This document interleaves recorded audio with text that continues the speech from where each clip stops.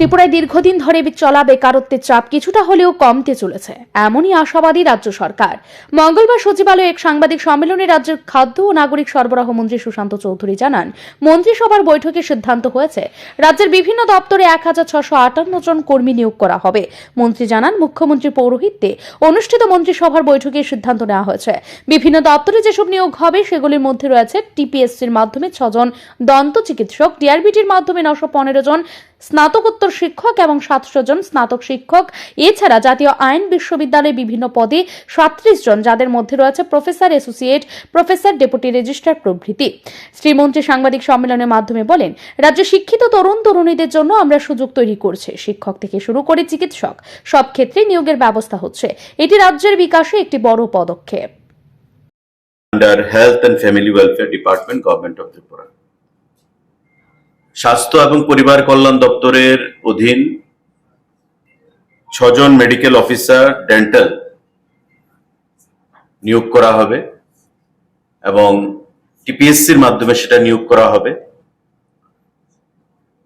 আজকের মন্ত্রিসভার বৈঠকে এই সিদ্ধান্ত গ্রহণ করা হয়েছে। আমাদের মাননীয় মুখ্যমন্ত্রীর পৌরোহিত্যে, অন্যান্য ক্যাবিনেট মিনিস্টারদের উপস্থিতিতে এই সিদ্ধান্ত আজকে গ্রহণ করা হয়েছে। স্বাস্থ্য এবং পরিবার কল্যাণ দপ্তর 6 জন মেডিকেল অফিসার, সেটা টিপিএসসির মাধ্যমে নিয়োগ করা হবে। আমাদের শিক্ষা দপ্তর, সাংবাদিক বন্ধুরা, সিদ্ধান্ত গ্রহণ করা হয়েছে 915 জন পোস্ট গ্রাজুয়েট টিচার ক্লাস 11 এবং 12 এর জন্য নিয়োগ করা হবে। সেকেন্ডারি এডুকেশন গভর্নমেন্ট অফ ত্রিপুরার অধীন।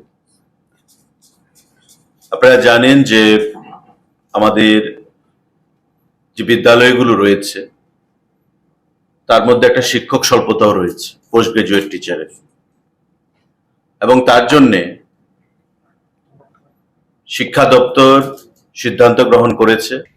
বছরের পর বছর ধরে ত্রিপুরায় বেকারত্বের এক বড় সমস্যা হয়ে দাঁড়িয়েছে। প্রতিদিন স্কুল, কলেজ ও বিশ্ববিদ্যালয় থেকে শত শত শিক্ষার্থী পাশ করে বেরোচ্ছেন, কিন্তু কর্মসংস্থানের অভাবে তাদের স্বপ্ন ক্রমশ ফিকে হয়ে যাচ্ছে।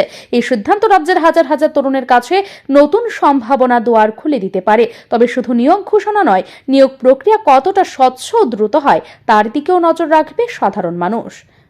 ব্যুরো রিপোর্ট, ঋদ্ধি নেটওয়ার্ক।